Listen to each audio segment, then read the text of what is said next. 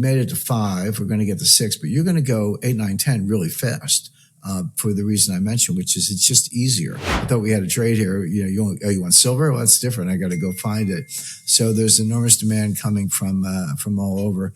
I've heard reports, I can't verify them, that China is hoarding silver. Fed independence is a joke. It doesn't exist.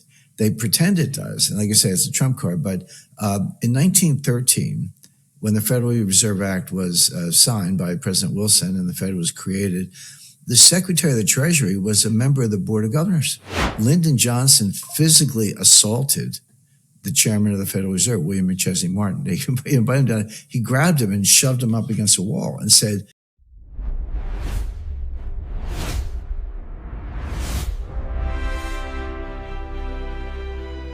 beyond that, there's a simple bit of math that accounts for part of what's going on. And here we can introduce, when I say simple, this is 5th grade math. We don't need calculus for this, but we can introduce behavioral psychology. And in behavioral psychology, we're all humans. We all have cognitive biases, many of which have been identified through pretty good experiments. And one of them is called anchoring.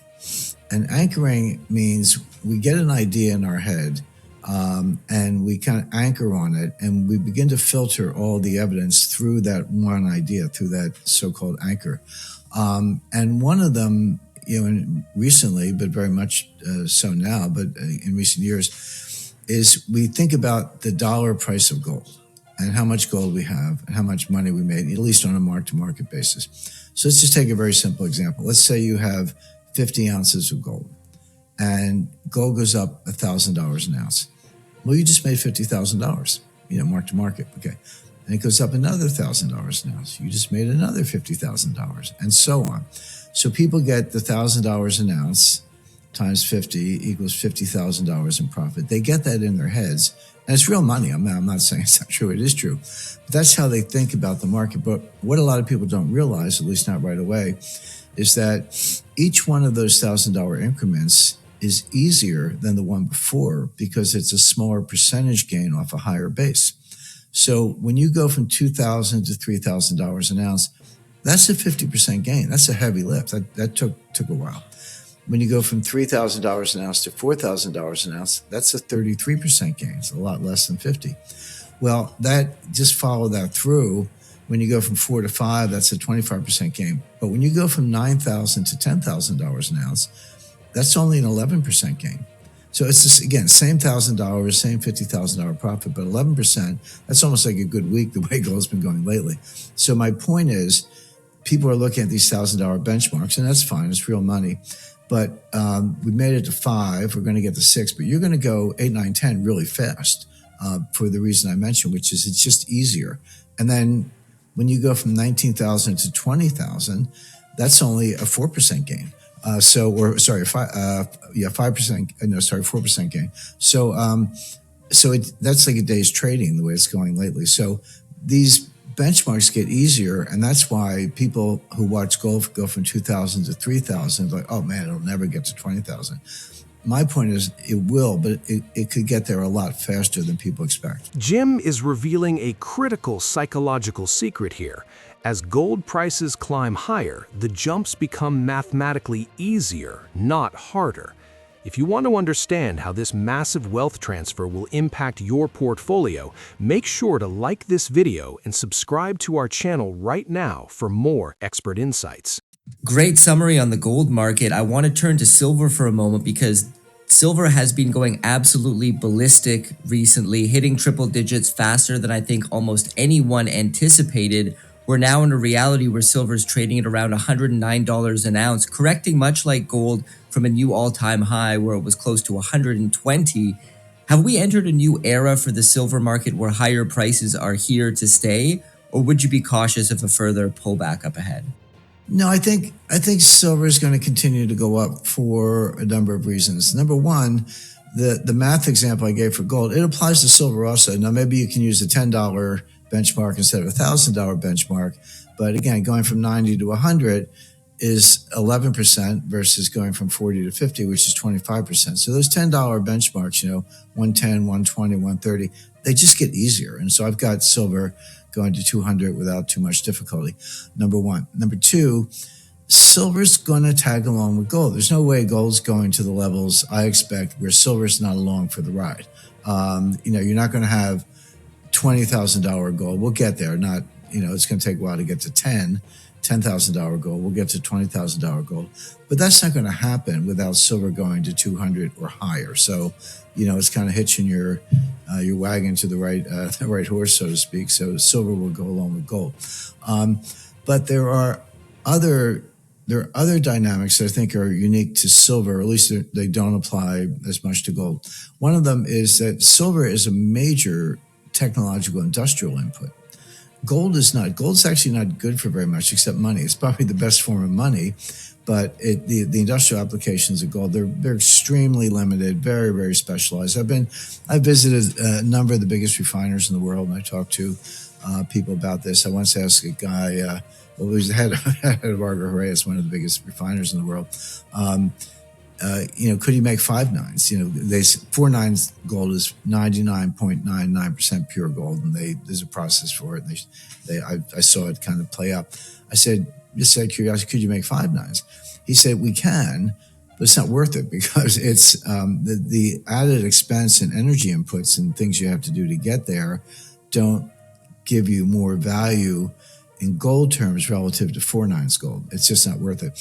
Except for certain, he said, ultra thin wiring. If you want that, we can do it, but it's really, really specialized. But basically, coating a space helmet maybe, but basically gold is not good for much. Other than money. Silver is different. Silver is used in wiring, electronics, catalytic converters, weapon systems, all this AI, frenzy and building these massive data centers and the processors. That all requires a certain amount of silver. Yeah, other things too, cobalt and copper, galore, silicon and rare earths, they're all needed as well. But silver is an input to all that. So silver has a precious metals vector and an industrial input vector. They don't have to go in the same direction. You could have a bad recession and an AI blow up where industrial demand is going down and precious metals going up, or vice versa. But at the moment, they're both going up. The industrial demand is huge and the precious metals demand is huge. And there are other things going on that are, non-transparent. You hear a lot of rumors. Some of them have some merits, some not. You hear about enormous physical demand for silver that cannot be met or satisfied by paper silver contracts. People who sold silver on paper, they're being called, say, hey, deliver the silver. It's like, oh, wait a second. I thought we had a trade here. You want silver? Well, that's different. I got to go find it. So there's enormous demand coming from all over. I've heard reports, I can't verify them, that China is hoarding silver. Why would they do that? Well, the answer is what we just discussed. They're trying to beat the U.S. in the AI race. So the open trading relationship between China and U.S. is pretty much off, at least in that sector. Maybe soybeans are moving, but not too much in the AI, NVIDIA chip world. So China knows that if they're going to keep up with the U.S. in electric vehicles, where they're probably ahead, AI, they're not ahead, but they're trying to catch up. Military applications, same thing. They're going to need a lot of silver. And so they are hoarding it. They're just buying it like crazy and putting it away in inventory, basically, for future use. And then This is a major red flag. If China is quietly hoarding silver, not just for money, but for AI and advanced weaponry, we are looking at a strategic supply shock. This isn't just an investment trade anymore. It is becoming a matter of national security. You do hear a lot. This is another one of those narratives that doesn't hold up to examination. You hear people say, well, the physical longs and silver futures, so COMEX or London Metals Exchange, are massively greater than the amount of silver in the warehouse, and they couldn't possibly meet that demand, and they're going to default. And my answer, at least with regard to COMEX, but the LME as well, read the rule book. I'm a geek, so I actually read all the exchange rule books, all the major exchange rule books. And the first thing that jumps out of you when you read an exchange rule book, they have a rule that says they can change the rules. So it's like if markets, disorderly is a key word. If markets become disorderly, the Board of Governors can meet, they can issue orders and change the rules as they're understood on a day-to-day basis. So they have a defense mechanism. Number two, they say plainly, and it's on the websites, it's everywhere you look, we are not a source of supply. You should not look to futures exchanges as a source of supply. Now, you can take physical delivery. There is a process for that. There is silver in the warehouse for that reason, and it's really designed to keep the arbitrage between paper silver and physical silver in line, so it keeps everybody honest. But the idea that every long silver contract holder could put in notice and take delivery of silver, it's never going to happen. The idea that that would somehow bust the exchange is not true. What would happen is the Board of Governors of the exchange would issue a rule. They would say trading for liquidation only. That means if you're long, you can pair off with a short. If you're short, you can pair off with a long. Settle the contract. One side or the other writes the check, release the margin, settle it financially, but you don't have a right or even a strong expectation that you can take physical delivery. So all this stuff, there's not enough silver in the warehouse. There's exactly enough silver to meet the demand that they're willing to satisfy. But beyond that, they would just say no deliveries and just pair off your contracts. So you're not going to bust the exchange that way. And people who say that, they're just kind of scaremongering a little bit. But having said that, it is a data point, one more reason to think that there are scarcities in silver which go above and beyond, I'll call them normal scarcities in the precious metals market. So yes, so silver's got some drivers that are different from gold, but they're all pushing in the same direction. Let's talk about the recent FOMC meeting, which saw the Fed hold interest rates steady in the face of Trump's demand to lower them, and what Powell says is a politically motivated criminal investigation that is being placed on him. Why do you think Trump is so dead set on lowering interest rates here? And if he does get his way with the new Fed chair, as he's been alluding to, that will lower rates at his command, how could that affect markets and the gold price? Well, show me a real estate guy who doesn't like low interest rates. I mean, this is like it's in Trump's DNA. He wants lower interest rates. But he's operating under a major misconception. First of all, Trump's going to get lower interest rates, one way or the other. And I agree with you, Jesse. What Powell did yesterday or a couple of days ago was completely political. He just wanted to poke a stick in Trump's eye. The Fed should cut interest rates. They're behind the curve.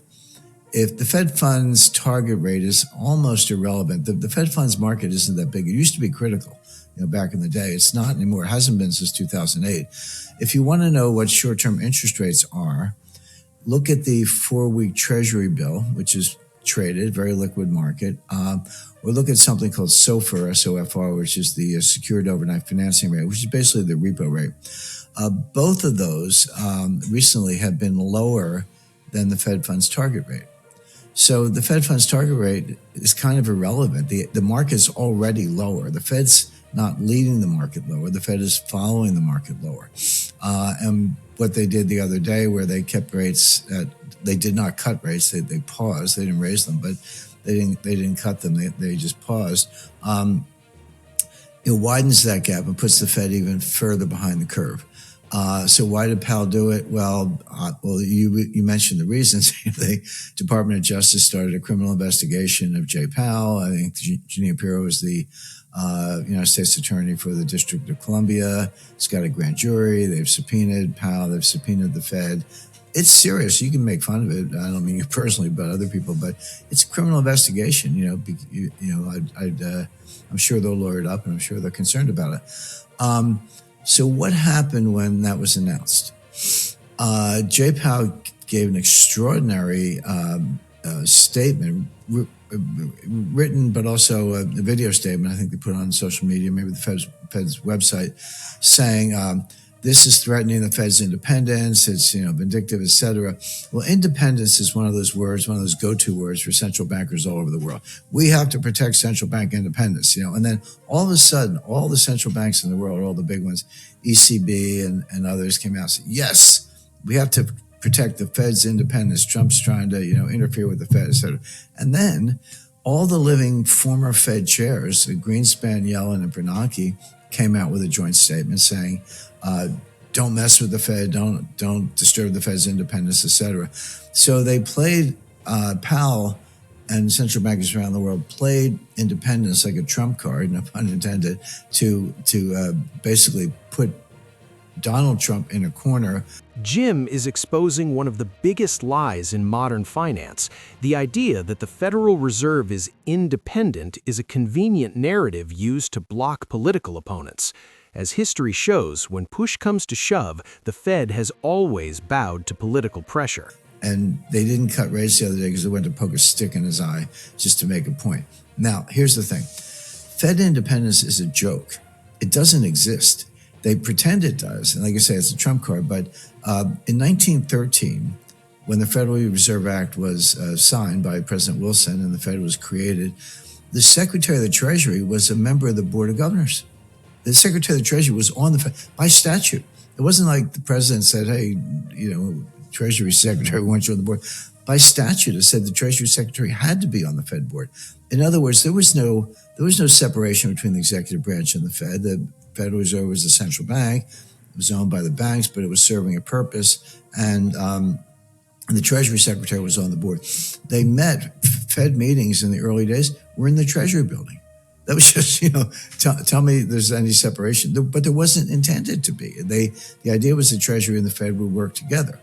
Then come forward to period 1942 to 1951, Federal Reserve policy was explicitly subordinated to fiscal policy. President Roosevelt wanted low rates to fight World War II, and he got low rates. So basically the White House told the Fed, you keep, I think they kept the 30-year bond around, 3% or maybe a little bit lower, and the intermediate maturities were around 2.5%, but they kept interest rates low on White House orders to fight World War II. Then come forward to 1965, Lyndon Johnson physically assaulted the chairman of the Federal Reserve, William McChesney Martin. He invited him down. He grabbed him and shoved him up against a wall and said, because Martin had just raised interest rates, and Johnson didn't want that. Johnson wanted low rates because of the Great Society and the Vietnam War. And inflation was just starting to take off. That extreme inflation that we had in the late 1970s, that started in the 1960s, at a much lower rate, but 65, 66 was when, people started saying, hey, what's up with inflation? But Johnson physically assaulted the man. So show me the independence. And then in 1972, Arthur Burns, who was chair of the Fed, lowered interest rates to help Nixon's reelection, which worked because Nixon got reelected. He had other problems later on, but Nixon got reelected in 1972, one of the greatest landslides in U.S. history, in his favor. But Burns had lowered interest rates to let that happen. I'm not saying there were not consequences. There were, but I just gave you 4 examples where, again, Fed independence is a joke. Now, recently, in the last 20 years or so, this independence thing has become a mantra, but think about it. If you had the only printing press in town, wouldn't you tell everyone else to get lost? I mean, of course the Fed's going to say we're independent, because the truth is the Fed works with the White House when they feel like it, and they fight the White House when they don't like the president. Powell doesn't like Trump, so they're fighting. But the notion that somehow central banks are off limit is nonsense. It's a myth. It's another one of these narratives that they push out there, and it's just not true. You have to kind of know the history and see the reality behind it. Having said that, what Powell did was sort of vindictive, but meaningless, because, as I mentioned, market rates are going lower. Now, back to Trump. We said Trump wants lower interest rates. He does. But there's an old saying, proverb, be careful what you wish for. Because Trump's going to get lower interest rates. I see the 10-year note going down, yield to maturity on the 10-year note going down from 4.25 to, 2.5 in the not too distant future. I think we could see 4-week Treasury bills going down to 1% or 1.25 again in the not too distant future. Interest rates are going to come down a lot, but they're not stimulus. That's another narrative. Now, cutting interest rates is stimulus. It's not. Low interest rates are associated with recession and depression. The longest sustained period of very low interest rates in U.S. history was during the Great Depression. There's no stimulus. You can't get stimulus from fiscal policy. You can't get stimulus, at least nominal stimulus, from inflation. There are ways to get the economy going, but cutting interest rates is not one of them. Interest rates are more of a lagging indicator A healthy economy, like a really strong economy, the kind of economy Trump wants, interest rates should be 4 or 5%. That's what a healthy economy looks like. Why would I borrow at 4%? Well, it's because I think I can make 10% and I can leverage my investment 2.5 to 1, and I can get 25% returns on equity, and I'm hiring people and investing in business. That's what a healthy economy looks like. And 4 or 5% interest rates are completely not only compatible with that, but normal. 2% interest rates, 1% interest rate, they're not normal. That's what happens in a recession. So again, Pay close attention to this warning.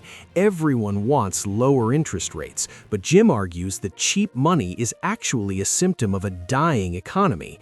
If rates crash back down to 1% or 2%, it won't be a celebration, it will be proof that a massive recession has arrived. I would make the point that Trump's going to get lower interest rates. By the way, a good deal for investors in U.S. Treasury securities. You buy a 10-year note and it goes from the yield goes from 4.25 to 2.5, which I expect. You're going to have very large capital gains on that Treasury note, or you can just hold it and collect a 4.25% yield in a world of 2% interest rates. That's a sweet deal. In 1981, you could have bought a 30-year Treasury note yielding 14%. So you could have sat there from 1981 to what would it be, 2011, collecting 14% the whole time on a Treasury bond. Yields are coming down. Trump's going to get what he wants, but he's not going to be happy about it because it's going to be a sign of recession. And Powell's kind of irrelevant. He's out in May anyway. We'll see what happens with the criminal investigation. But this whole thing of independence is just another one of these false narratives.